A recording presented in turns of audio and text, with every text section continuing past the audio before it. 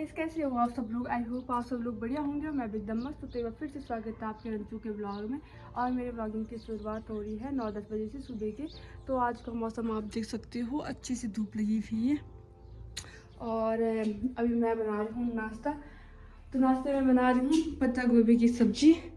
थोड़े मैंने कुछ उबालने के लिए रख दी इसमें कि उबल जाएंगे ना। जो सुना है आप लोगों ने कि इसमें कीड़े पाए जाते हैं, कुछ बहुत ही खतरनाक वाले जो हमारे ब्रेन में घुस जाते हैं, जिस कारण से मैं इसको उबालती हूँ काटने के बाद।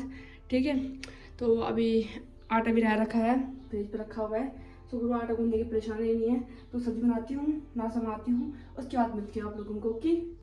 तो गाइस, नाश्ता तो बन चुका है मेरा। ये देखो, रोटी है, सब्जी है, अचार है, चाय है। और आजकल की चाय पी के परेशान हो गई यार गाइस, में दूध भी नहीं कहीं से।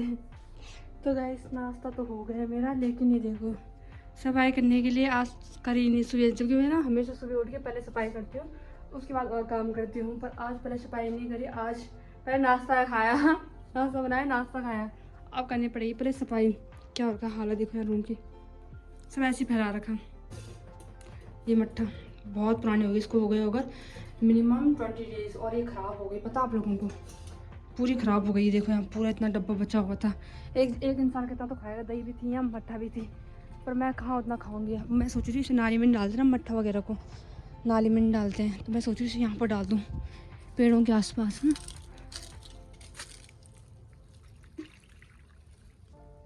देखो कैसे हो रखी, इतने दिन से फ्रिज पे ही थी ये। तो ऐसे बर्बाद होता है जब कोई इंसान अकेला रहता है ना। अकेली ज़िंदगी में यही होता है, सब चीज़ ख़राब होने लगता है। इसलिए लिमिट से ज़्यादा नहीं होना चाहिए एक ही इंसान के पास। अब इसको धुलती हूँ पहले। अब ये इतनी मट्ठा और बची हुई है, उसको भी होने वाले हैं मिनिमम। अब अभी तो नहीं करा था मट्ठा खाने का मन, अब करेगा, मतलब आगे ना, आगे करेगा मट्ठा खाने का मन।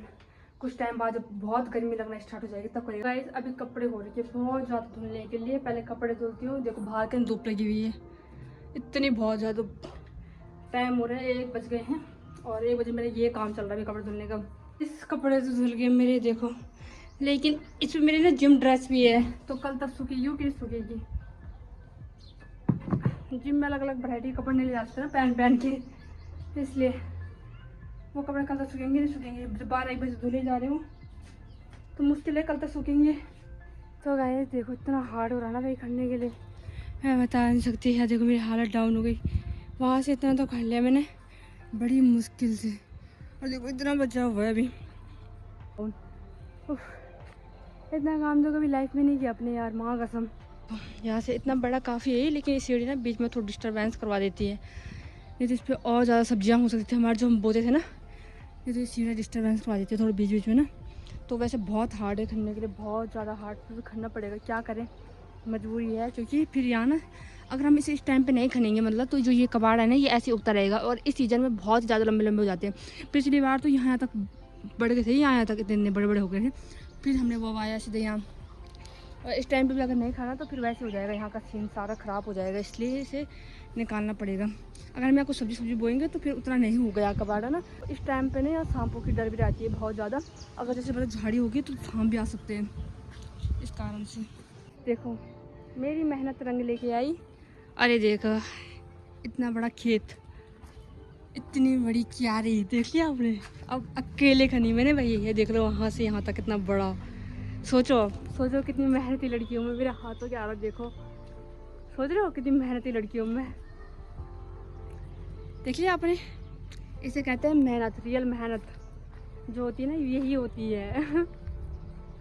तो गाइस देखो, मैं इधर साइड के लिए काम कर रही थी, और यहाँ देखो ये बिल्ली फंस चुकी है, राम निकल ही नहीं रही वहाँ से। पर मुझे तो खुद डर लगता है ना बिल्ली से, देख सकते हो आप, वहाँ पर फंस चुकी है। ओह माय गॉड, अब कैसे निकालेंगे मुझे। देखो ये दिख रहा है आप लोगों को, फंस चुकी है वहाँ पर। अब पता नहीं कैसे निकालेंगे हम उसको, मुझे समझ नहीं आ रहा है। तो गाइस बिल्ली तो निकल चुकी है। पता क्या, 2 बिल्ली थी ना वहाँ पर, तो एक बिल्ली से लड़ाई होती है आपस में उनकी, तो उसी डर की वहाँ पर बैठी हुई थी। मैं तो फंस रखी, मैंने पत्थर मारा तो वो भाग गई जो पहले वाली थी, तब समझ आया मुझे।